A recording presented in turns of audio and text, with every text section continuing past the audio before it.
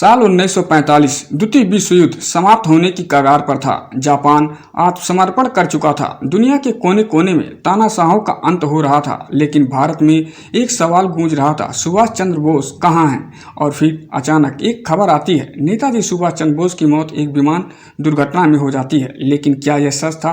क्या वाकई नेताजी मारे गए थे या फिर वह कहीं छिपकर कोई बड़ा मिशन पूरा कर रहे थे? नेताजी का जीवन जितना असाधारण था, उनकी मौत उससे भी अधिक रहस्यमयी थी। आज 75 साल से अधिक समय बीत चुका है, लेकिन भारत आज भी उत्तर तलाश रहा है। क्या नेताजी की मौत ताइहोकू के जापान में हुआ था?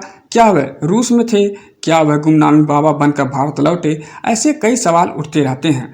तो दोस्तों, अगर वीडियो आप लोगों को अच्छा लगे तो आप हमारे चैनल को सपोर्ट कीजिए, लाइक कीजिए, सब्सक्राइब कीजिए और लोगों में शेयर कीजिए। चलिए वीडियो को आगे बढ़ाते हैं।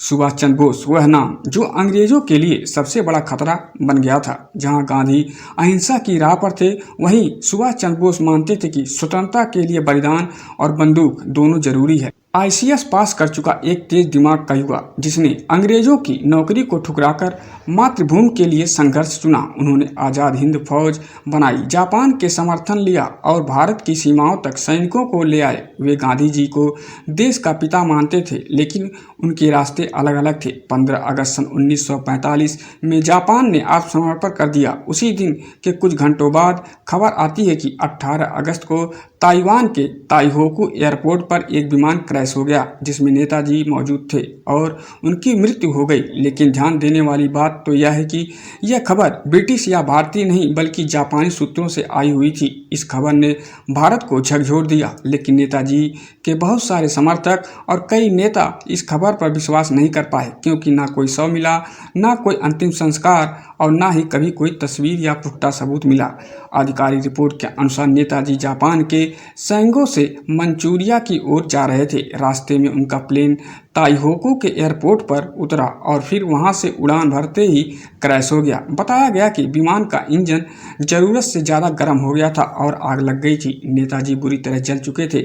उन्हें एक सैन्य अस्पताल में ले जाया गया, जहां कुछ घंटों बाद उनकी मृत्यु हो गई। उनके शव को उसी दिन बिना भारत सरकार या परिवार को बताए बिना जला दिया गया। क्या यह तरीका सही था एक राष्ट्रीय नेता के अंतिम संस्कार का, और वो भी जिसने अंग्रेजों के खिलाफ विद्रोह खड़ा कर दिया था? सन 1956 में भारत सरकार ने नेताजी की मौत की जांच के लिए शाहनवाज खान की अध्यक्षता में एक जांच आयोग बनाया। कमेटी ताइवान गई, अस्पतालों और चश्मदीदों से पूछताछ की। रिपोर्ट में कहा गया कि हाँ, नेताजी की मृत्यु इस विमान दुर्घटना में हो गई। लेकिन मज़ेदार बात तो यह थी कि कमेटी के 2 सदस्य सुभाष चंद्र बोस के भाई सरदुल बोस और एक अन्य सदस्य रिपोर्ट से असहमत थे। उन्होंने कहा कि नेताजी जिंदा थे और यह पूरी कहानी गलत थी। तो सवाल यह उठता है कि क्या रिपोर्ट पहले से ही तय की गई थी या कुछ और भी कहानी बनाई गई थी? सन 1970 में एक नया आयोग बनाया गया। जस्टिस जीडी घोसले की अध्यक्षता में उन्होंने फिर से साक्ष्यों को देखा। इस बार चश्मदीद जापानी अधिकारियों के बयान लिए गए। घोसला आयोग भी इस निष्कर्ष पर पहुंचा कि नेताजी की मृत्यु 18 अगस्त सन 1945 को ही हो गई थी। लेकिन इस रिपोर्ट पर भी जनता का भरोसा नहीं था। खासकर आईएनए के पूर्व सैनिकों ने इसे सिरे से खारिज कर दिया। बात यहीं तक नहीं रुकी, बात और आगे तक बढ़ गई थी। सन 1999 में सरकार ने न्यायमूर्ति एमके मुखर्जी की अध्यक्षता में एक नया आयोग बनाया, जो अब तक का सबसे विस्तृत और गहन आयोग था। उन्होंने ताइवान में लेकर जापान, रूस और भारत तक के कई जगहों की जाँच की, जिसमें विमान दुर्घटना हुई कि नहीं हुई, नेताजी की मृत्यु का कोई पुख्ता प्रमाण क्यों नहीं मिला, राख और हड्डियां जिनके बारे में कहा गया कि वो नेताजी की हैं, वो नेताजी की नहीं थी। मुखर्जी आयोग की रिपोर्ट 2005 में संसद में रखी गई, लेकिन सरकार ने इसे खारिज कर दिया, क्योंकि अगर विमान क्रैश नहीं हुआ तो नेताजी कहाँ गए?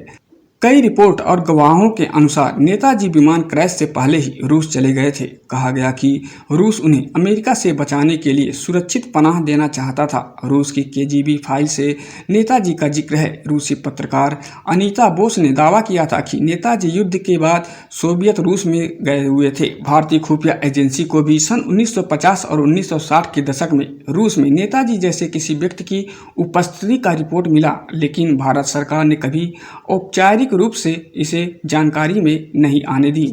कहा जाता है कि फैजाबाद में सन 1955 से 1985 तक एक रहस्यमयी बाबा रहते थे जिनका नाम था गुमनामी बाबा। उनका व्यवहार, आवाज़ और आदतें सब नेताजी से मिलती जुलती थीं। उनके कमरे से नेताजी की तस्वीरें और INA के दस्तावेज, विदेशी मुद्रा और टाइपराइटर बरामद हुआ। उन्होंने कभी अपना चेहरा नहीं दिखाया। सन 1985 में उनका निधन हो गया। 2016 में इलाहाबाद हाई कोर्ट ने इनके DNA टेस्ट की भी मांग की, लेकिन सैंपल नष्ट हो चुके थे। नेताजी से जुड़े लगभग 100 से अधिक गोपनीय दस्तावेज दशकों तक जनता से छुपाए गए। 2015 में कुछ फाइलें सार्वजनिक की गईं, लेकिन आज भी कई दस्तावेज दबे हुए हैं। कई बार यह आरोप लगा कि भारत की सरकारें नहीं चाहती थी कि सच्चाई सामने आए, शायद इसलिए कि सच्चाई बहुत ही असहज थी। नेताजी का जीवन और मृत्यु दोनों भारत के इतिहास में अमिट रहस्य बन गए। किसी ने कहा, जो आदमी पूरी सेना खड़ी कर सकता है वो मौत को भी मात दे सकता है। आज भी करोड़ों लोग मानते हैं कि